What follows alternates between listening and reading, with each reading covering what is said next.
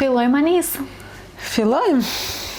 Që ta dini të gjithë ju që po na ndiqni për momentin, këtë epizod po e xhirojmë për herë të dytë. Të fshetat, ne I tregojmë të gjitha. Po, ne jemi shumë të sinqertë. Do ta themi pse apo? Jo. Sepse Probleme teknike. Probleme teknike. Do flasim sot për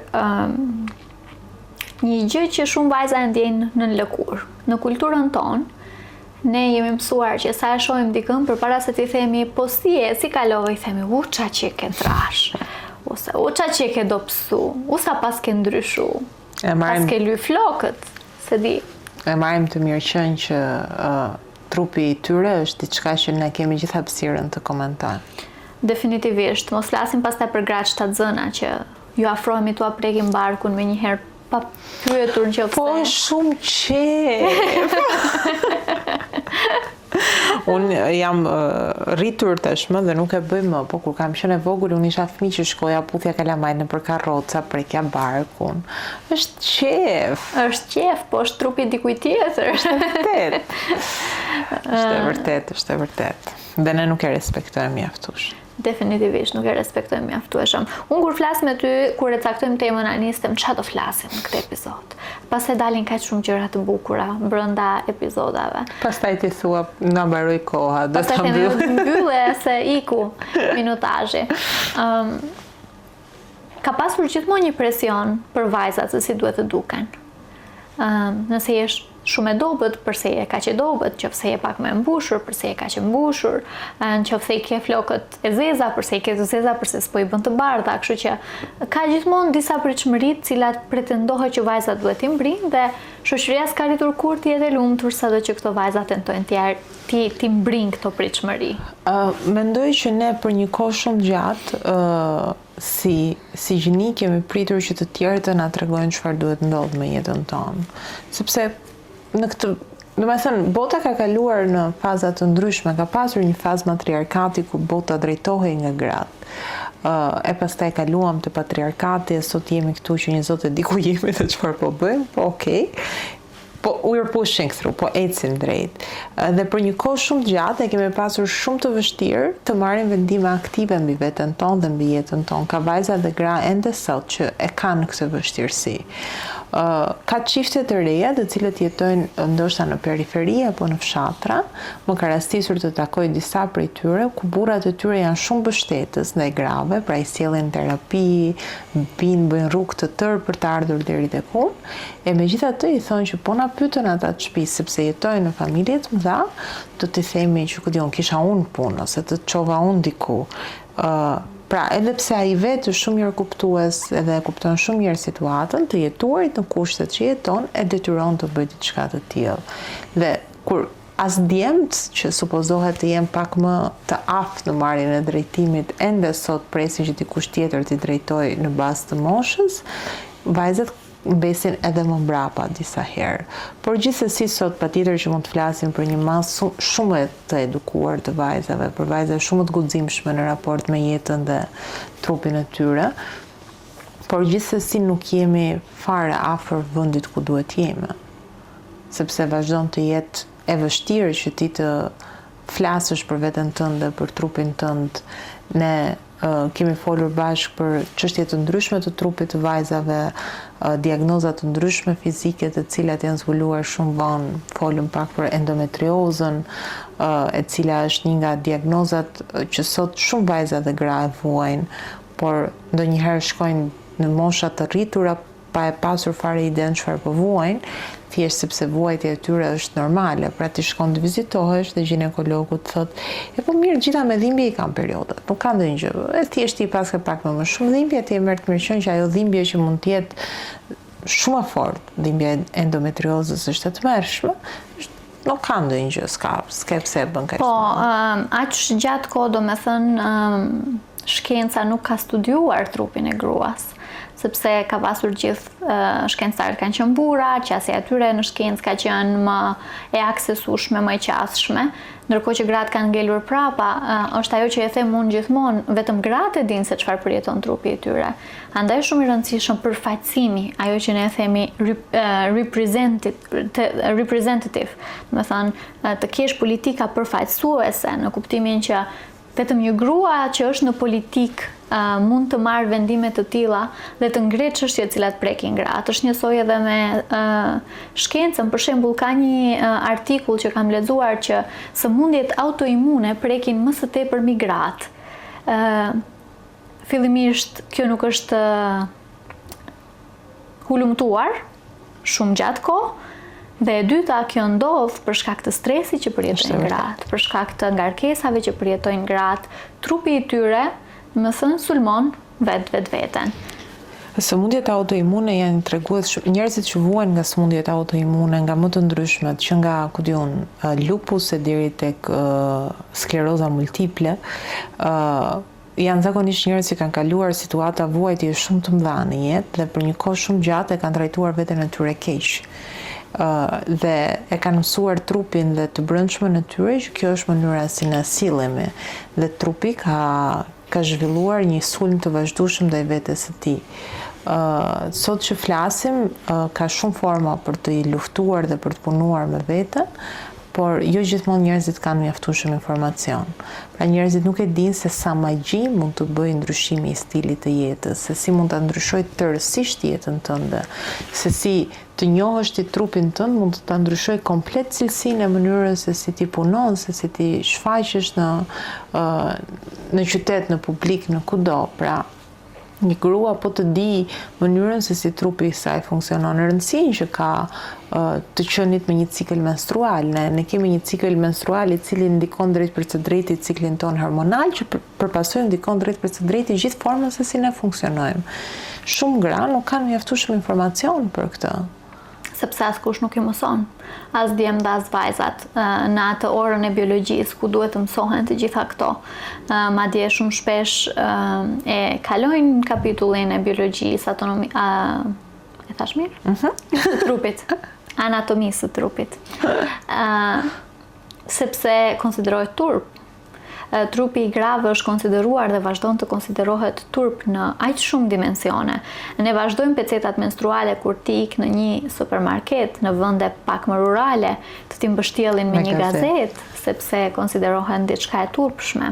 Dhe është pikërisht ky momenti i turpit që aq shumë ua kanë ngulitur vajzave në mendje, sidomos kur është ndërlidhur me trupin e tyre, saqë unë jam rritur duke pasur turp nga trupi im, në vend që ta dua trupin tim, duke mos e njohur mbi të gjitha trupin tim, sepse e kam mbuluar sepse ka qenë turp, është dashur të jem në një mënyrë të caktuar sepse ka qenë turp, nuk është dashur të merret vesh që unë jam me perioda se ka qenë turp.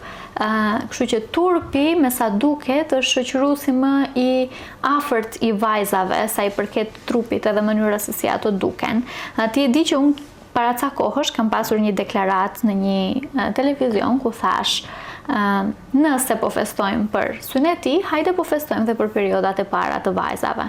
Ka pasur aq shumë reagime kjo deklarate imja, thjesht për faktin që askush nuk u mor me përse po festojmë synetin, përse po festojmë prerjen e një cope penisi, por të gjithë u morën, po pse çfarë arsye pas kemi për të festuar menstruacionet e para? Dhe mbi të gjitha mendonin që duhet të festojmë se cilën herë që vinë menstruacionet. Kishin haruar faktin që kisha thënë menstruacionet e para.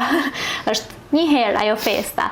Edhe pse kjo pastaj ndërlidhet sërish me rolin reproduktiv të grave dhe nuk ka arsye për festë në të gjitha këto procese, po thjesht duhet të dalte ndjenja e turpit, se çka është ose këto standarde të dyfishta që ne i kemi në shoqërinë tonë, çfarë është turp për djemt, nuk është turp për vajzat, çfarë është turp për vajzat, nuk është turp për djemt. Djemt një periudhë dhe vazhdojnë në fakt ta bëjnë, kanë pasur më shumë partner, janë martuar, kanë pasur partner tjerë, edhe kurse janë martuar kanë pas të drejtën të kalojnë nga një partnere në tjetrën, ndërkohë që të vajzat ka qenë gjithmonë nëse ti e bën këtë ti e kurv, ti e lavire, ti e çmos, që tregon shumë qartë për lidhjen e turpit me trupin e grave. Unë mendoj që për te faktit që nga ana sociale dhe shoqërore vazhdimisht është bërë trupi një gruaje pjesë e bisedës, është edhe lejuar e tillë nga një pjesë shumë e mirë e jona. Ti e ditë, unë ta kam vënë në dukje her pas here që ty të ndodh shumë shpesh në deklaratat e tua që në thelb bëhen për mbrojtjen e grave, sulmin kryesor e ke nga gratë, sepse ato nuk janë të gatshme të dëgjojnë të vërtetat për veten e tyre. Ka disa gra që ju lezeton e vendos në thonjza të qenit gjithkohës në heshtje, të qenit gjithkohës pa një përgjegjësi mbi supe, se unë kaq duhet bëj, se kaq është detyra ime. Ndërkohë që ka shumë vajza atje jashtë që janë duke u rritur, që duan shembuj ndryshe, që duan shembuj se si luftohet për veten tënde, se si punohet për veten tënde. Pra, kur ne flasim për pikat e dobta në shumë thonjza, apo për mënyrën se si trupi një gruaje dhemb apo zhvillohet, dhe gjithë sfidat që i duhet kaloj, nuk janë për të justifikuar asgjë.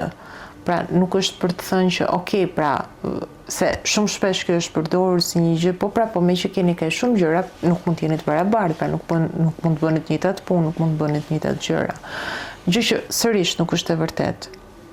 Fakti që ne mund t'i bëjmë të gjitha këto dhe prap t'jemi funksionale, dhe prap të arrim të krijojmë marrëdhënie normale, të jemi të mira në punë, të vazhdojmë t'i bëjmë që të gjitha, zakonisht vjen sepse në shtëpitë tona, idealisht më saktë, jo zakonisht, kemi partner mbështetës, që të dy palët mbështesin njëri tjetrin.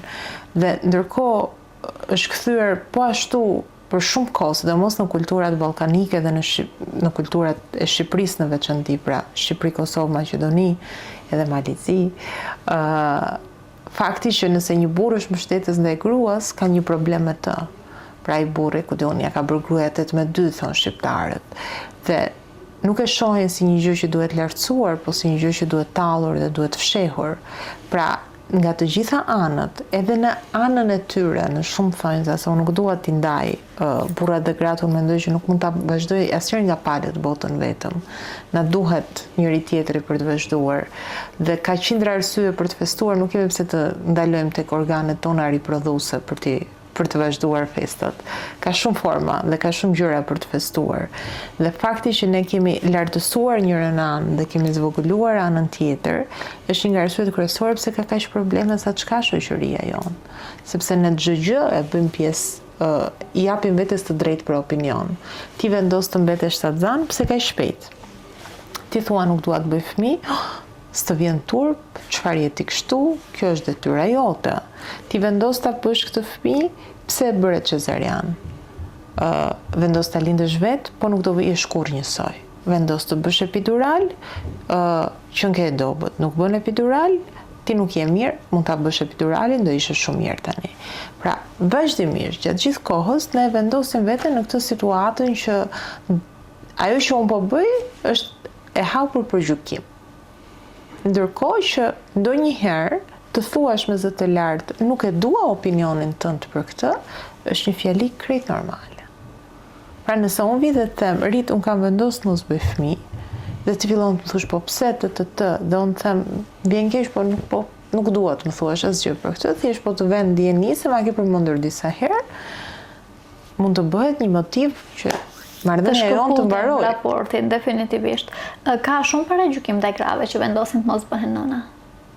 Po sepse e shohim si një mision jete, pra, mendojmë që secila prej nesh ka ardhur në jetë për këtë punë.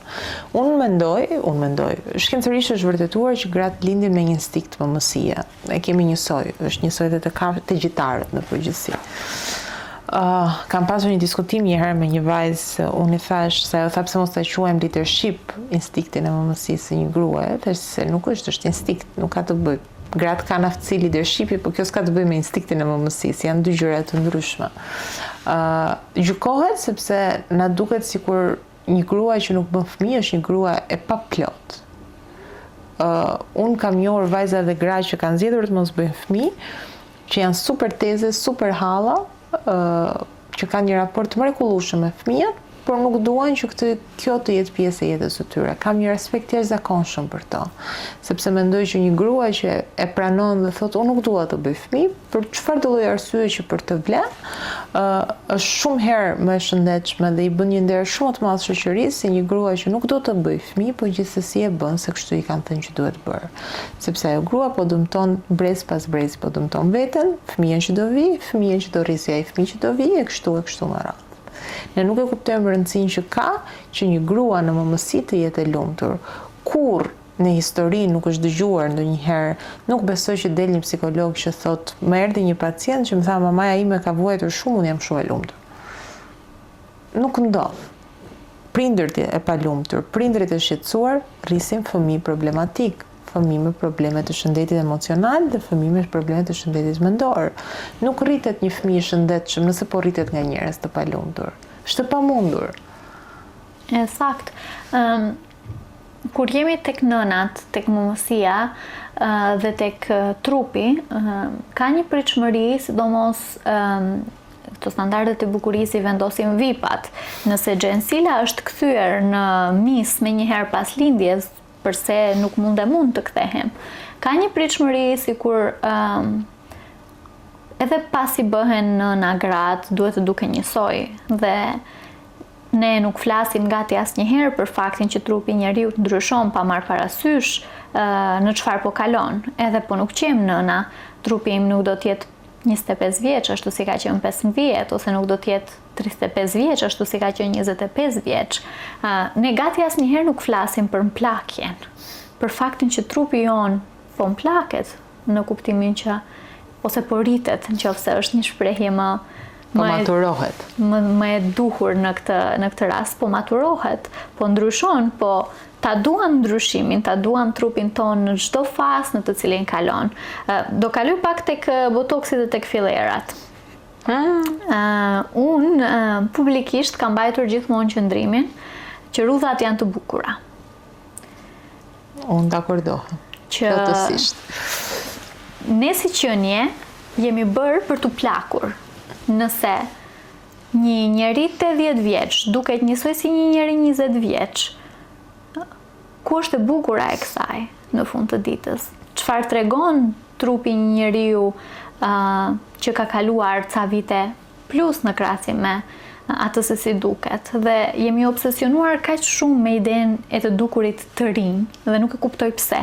Shumë shpesh madje edhe nëse kam ndonjë grua që dakordohet me mua në debat, në emision, në televizion, kur dalim prej aty prap tërhiqet, thot, po se ti nuk e kupton sa e keq është ai momenti kur të del një rrudha e ballit ose rrudha e parë ose nuk e di.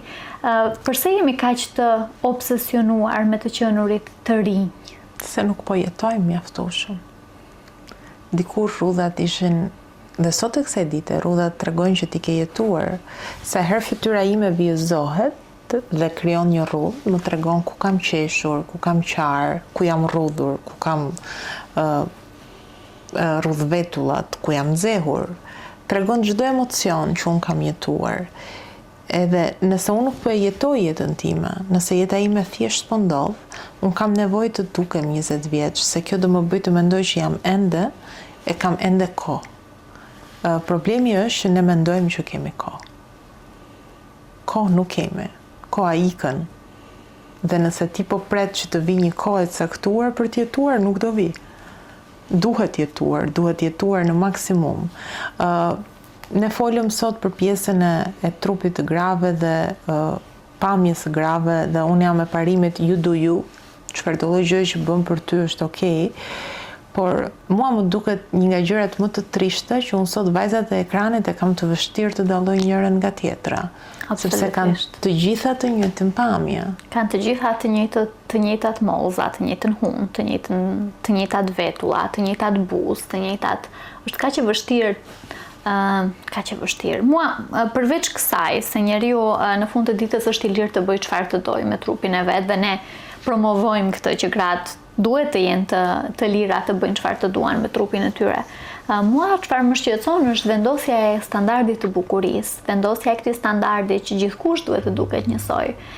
Gjë që bën pastaj të ketë presion mbi vajzat e reja, të cilat ndoshta s'kan mundësi financiarisht të bëjnë fillera dhe botoksa.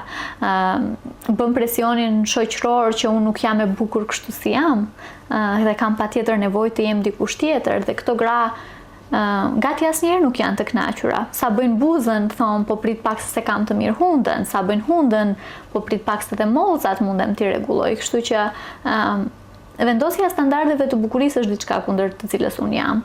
Më shumë se sa presioni, më shumë se sa në fakt fakti që duken të gjitha njësoj.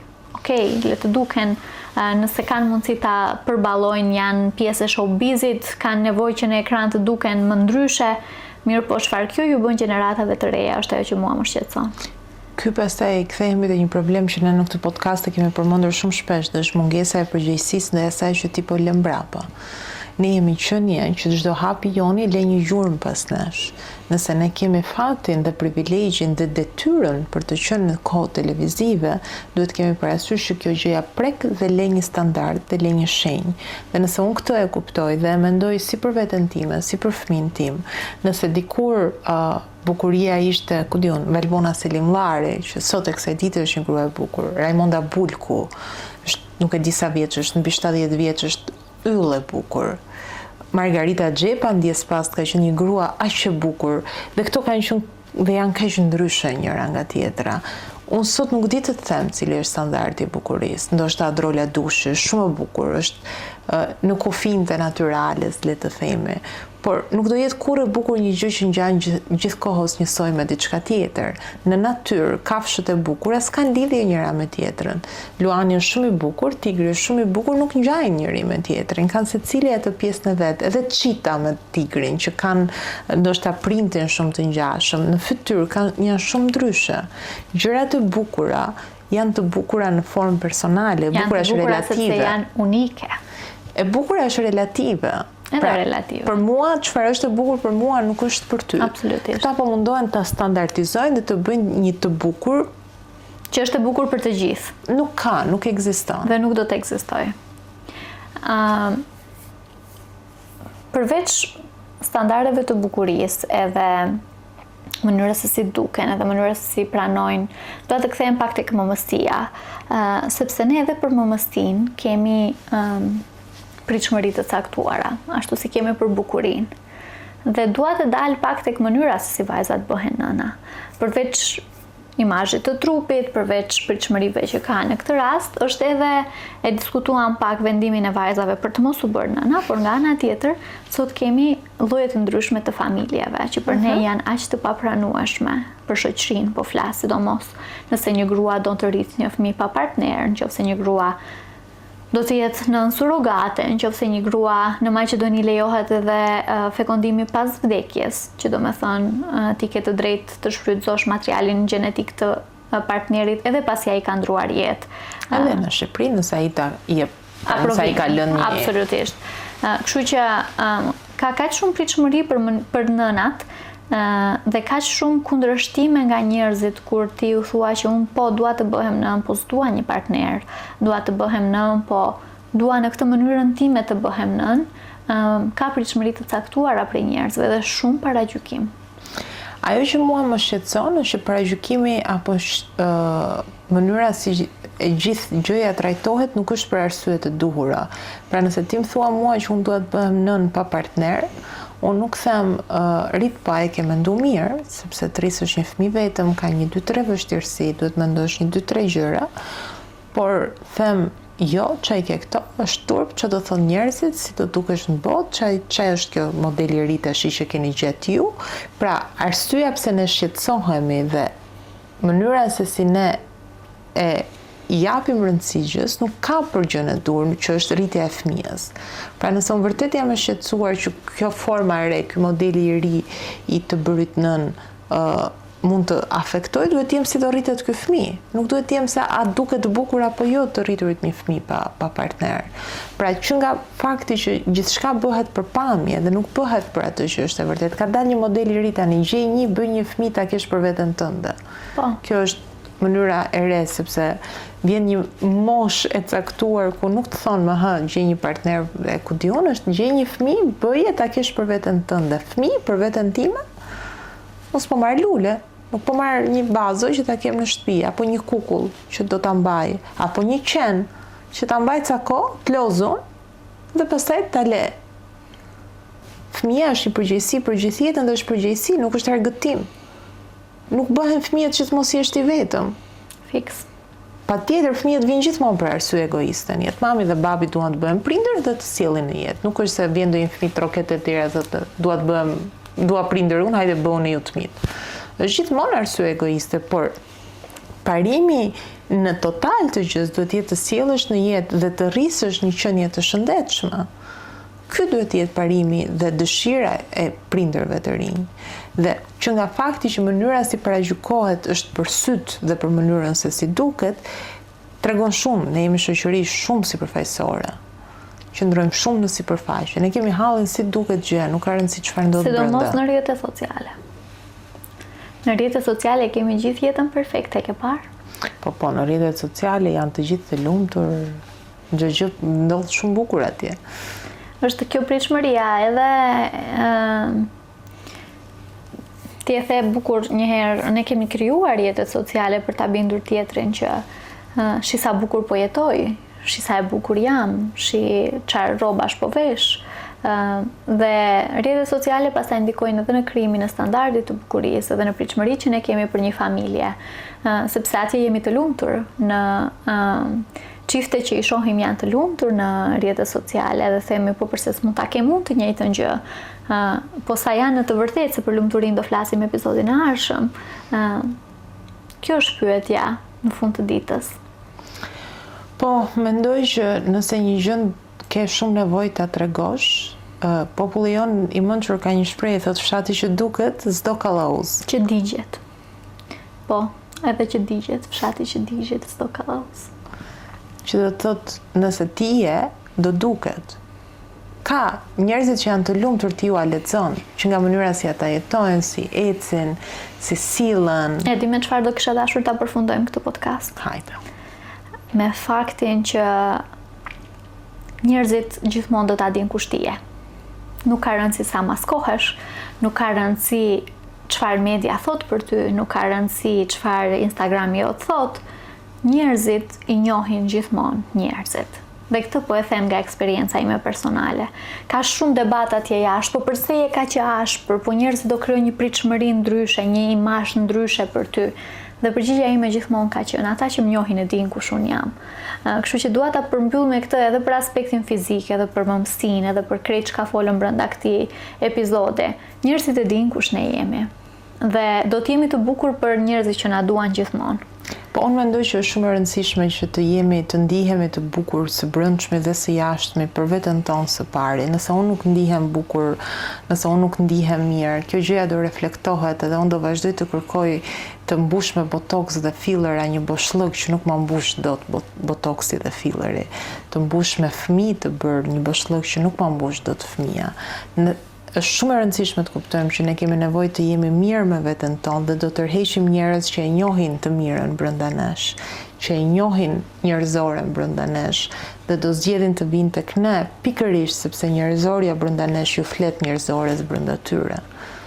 Unë derisa ti po flet, më kujtohet diçka që kam ndarë në rrjetet sociale para ca ditësh. Nuk më kujtohet saktë se çfarë thoshte. Po, kisha ndarë unë një fotografi të një pjesë të barkut dhe kofshës, që më duk shumë artistike. Kisha një palë roba banjo shumë të bukura me një yll, ndodhi fotografie, publikoj në rrjetet sociale. Ti e din sa shumë unë publikoj në rrjetet sociale. Nuk jam e kufizuar, se kufizoj veten. Dhe dikush kishte dashur t'ia çoj dikujt tjetër një mesazh, po gabimisht ma kishte dërguar mua dhe kishte thënë po shife moj mos ndoshta kjo edhe shalët i kanë nxjerrë në rrjetet sociale dhe kishte gjithmonë dhe ky bëra pikërisht një status mbi këtë pritshmërinë e njerëzve për atë se si duhet të dukemi dhe imazhin dhe trupin, dhe ku dua të dal me gjithë këtë është pritshmëria e burrave që vajzat të duken në një mënyrë të caktuar. Aq shumë e shoh prezente në shoqërinë tonë presionin dhe pritshmërinë, domethënë ti lidhesh dhe djali të thotë po pse i ke buzët kështu, mund t'i kesh pak më ndryshe. Po përse je kështu, mund të jesh pak më ndryshe. Po përse i ke flokët e zeza, mund t'i bësh të bardha. Të çojnë anis deri në një pikë ku ti tjetërsohesh dhe në fund të akuzojnë sepse nuk ke qëndruar ashtu si në fillim. Thonë ti ke ndryshuar, nuk jem ajo e para. Ndërkohë që ka qenë pikërisht ky personi që ka kërkuar prej teje vazhdimisht të ndryshosh. Unë mendoj që është një shprehje shumë e vjetër që tregon gjithçka për marrëdhëniet mes djemve dhe vajzave. Dhe thot djemt martohen duke pritur që gruaja e tyre nuk do ndryshojë kurrë dhe ajo ndryshon. Gratë martohen duke pritur që burri i tyre do ndryshojë dhe ai nuk ndryshon kurrë. Dhe me këtë nuk mendoj që ka nevojë ta shtoj më tepër asnjë pikë dhe asnjë presje. Anis, ka qenë shumë kënaqësi ti xhirojmë bashkë të 9 epizoda dhe flasim për lumturinë e tjetra. Me zi pres për të fundit. Me zi pres dhe unë për të fundit. Deri herën tjetër. Deri herën tjetër.